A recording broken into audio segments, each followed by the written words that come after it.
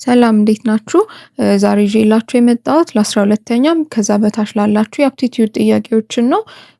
ይጠቅማችኋል ብዬ ያሰብኩትን ፒክ አድርጌ እሰራላችኋለሁ። የመጀመሪያው ጥያቄ ምንድነው? The average age of a class of 30 students is 12 years. If the teacher's age is included, the average becomes 13 years. What is the teacher's age ነው የሚለው ጥያቄው። ምርጫዎች ተሰጥተውናል። ይሄንን እንዴት እንደምንሰራ እናያለን ማለት ነው። ይሄን ጥያቄ ለመስራት አቬሬጅ እንዴት እንደሚፈለግ ፎርሙላውን ማስታወስ ያስፈልጋል። በጣም ኤሌመንተሪ ነገር ነው፣ ግን ብዙ ጊዜ ሲታይ ለመስራት ያስቸግራል። እንዴት ነው የምንሰራው? መጀመሪያ የመጀመሪያውን ኬዝ እንውሰድ። ኬዝ 1 A1 አቬሬጅ 1 ብለን እንውሰደውና 12 ነው የመጀመሪያው አቬሬጅ የመጣው። ነምበር ኦፍ ስቱደንታችን ደግሞ 30 ነው። ኤን1 ብለን 30 እንላለን። ሁለተኛው ኬዝ ላይ ደግሞ ነምበር ኦፍ ስቱደንታችን ነምበር ኦፍ ቶታል ነምበራችን ምን ሆነ? ቲቸሩ ስለተጨመረ የመምህሩ እድሜ ስለተጨመረ ብዛታቸው ስንት ሆነ? 30 ነበረ፣ 31 ይሆናል ኤንቱ ማለት ነው። ኤቱ ደግሞ አቬሬጁ ስንት መጣ ተብሎ ተሰጥቶናል። አቬሬጅ ቢካምስ 13 ይርስ ይላል። ኤቱ 13 ይሆናል። የተጠየቀው የመምህሩን እድሜ ነው። which is ለምሳሌ ቲኤን በለው ቲቸርስ ኤጅን በለው። እሱን ለመፈለግ አቬሬጅ ፎርሙላን ማስታወስ ያስፈልጋል። አቬሬጅ ማለት ቶታል ሰም ሲካፈል ቶታል ነምበር ማለት ነው። ቶታል ነምበር ኦፍ አይተምስ ኦር ደግሞ የተሰጠን ነገር ማለት ነው። ስለዚህ ኤ ማለት ኤስ ኦቨር ኤን ነው ማለት ነው። በሁለቱም ኬዝ ስናየው ለኬዝ 1 ኤ1 ማለት ኤስ1 ኦቨር ኤን1 ይሆናል። ኤቱ ደግሞ ኤስ2 ኦቨር ኤን2 ይሆናል።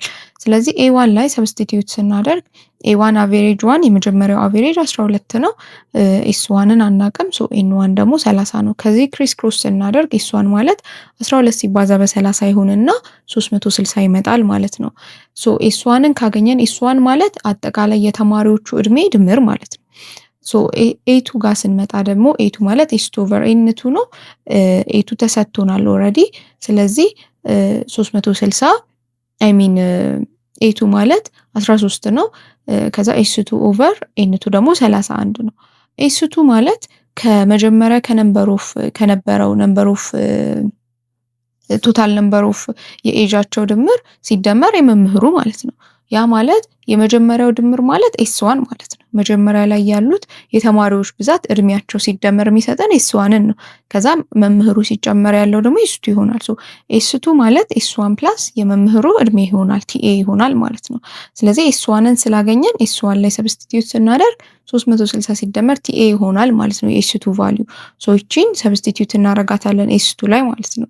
ስለዚህ ኤስ2 ላይ ሰብስቲቲዩት ስናደርገው እንደዚህ ይመጣል ማለት ነው። 13 እኩል ይሆናል 360 ሲደመር ቲኤ ኦቨር 31 ይሆናል። ክሪስ ክሮስ ስናደርገው 360 ሲደመር ቲኤ እኩል ይሆናል 13 ሲባዛ በ31 403 ይሆናል። 360 ቱ ዘ ራይት ሳይድ ሙቭ ስናደርጋት ከ403 ላይ 360 ሲቀነስ የመምህሩ እድሜ 43 ይመጣል ማለት ነው። ፋይናል አንሰራችን ቢ ይሆናል ማለት ነው። 43 አመቱ ነው የሚሆነው። ሌላ ጥያቄ ያስኩላችሁ if 5 men can build a wall in 12 days, how many days will 10 men take to build the same wall? የሆነ ግድግዳን እየገነቡ ቢሆኑ 5 ሰዎች ያንን ግድግዳ ገንብቶ ለመጨረስ 12 ቀን ፈጀባቸው። 10 ሰው ቢሆን ምን ያክል ቀን ይፈጅባቸዋል ነው ጥያቄው።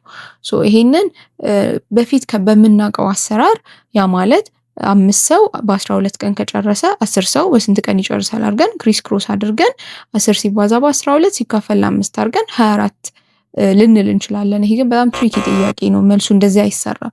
ለምንድነው እንደዛ የማይሰራው? ሁለቱን ስናየው የሰው ብዛትና የሚፈጅባቸው የቀን ብዛት ዳይሬክትሊ ፕሮፖርሽናል አይደሉም። አንዱ ሲጨምር አንዱ ይቀንሳል። የሰው ብዛት የሚሰራው ሰራተኛ ሰው ብዛት ሲጨምር የሚጨርሱበት የቀን ብዛት ደግሞ ይቀንሳል። which is inversely proportional ናቸው ማለት ነው። inversely proportional በሚሆኑበት ጊዜ የምንሰራበት ፎርሙላ ምንድነው? m1 times d1 እኩል ይሆናል m2 times d2። m1 እና m2 or d1 እና d2 ማለት ምን ማለት ናቸው? በመጀመሪያው ኬዝ 1 እንልና የመጀመሪያው ኬዝ ላይ የነበረው የሰው ብዛት ስንት ነበረ? 5 ሰዎች which is m1 እንበለው 5 men የሚለው በዛው በ5 ሰው ደግሞ ምን ያክል ጊዜ ፈጀባቸው? 12 days ፈጅቶባቸዋል። which is ይሄንን d1 እንበለው። ኬስ 2 ላይ ደግሞ የሰው ብዛት ተጨመረ። ስለዚህ ኤም2 ስንት ይሆናል? 10 ሆነ የሰው ብዛት። ቀኑ የሚፈጅበትን ዲቱን ነው የተጠየቀው ማለት ነው። ሶ በዚህ ፎርሙላ ላይ ሰብስቲቲዩት አድርገን ዲቱን ማግኘት ይቻላል ማለት ነው። ሶ ከዚህ ፎርሙላ ኤም1 ታይምስ ዲ1 እኩል ይሆናል ኤም2 ታይምስ ዲቱ። ዲቱን ለመፈለግ ኦቨር ኤም2 ኦቨር ኤም2 አድርገን ፎርሙላችን ይሄ ይመጣል ማለት ነው። ኤም1 ታይምስ ዲ1 ኦቨር ኤም2 ይሆንና ሰብስቲቲዩት ስናደርግ 5 ሲባዛ በ12 ሲካፈል ለ10 ይሆናል። ከዛ 60 ሲካፈል ለ10 6 ቀናት ይመጣል ማለት ነው ፋይናል አንሰራችን። ሶ መልሱ የዚህኛውን ቢ ይሆናል ማለት ነው። ሶ አፕቲቲዩድ ላይ ያሉ ጥያቄዎችን እንደዚህ አይነት ኮንሰፕቶችን በደንብ ማሰብ ማስተዋል ይፈልጋል ማለት ነው። ኔክስት ላይ ደግሞ ሌሎች ጥያቄዎችንም ሰራላችኋለሁ። እናንተም የከበዳችሁ ስትሰሩት ካለ ኮመንት ላይ ጻፉልኝ። ያልገባችሁም ነገር ካለ ኮመንት ላይ ጻፉልኝ። ቪዲዮን ሼር፣ ላይክ፣ ሰብስክራይብ ማድረግ አትርሱ። መልካም ጊዜ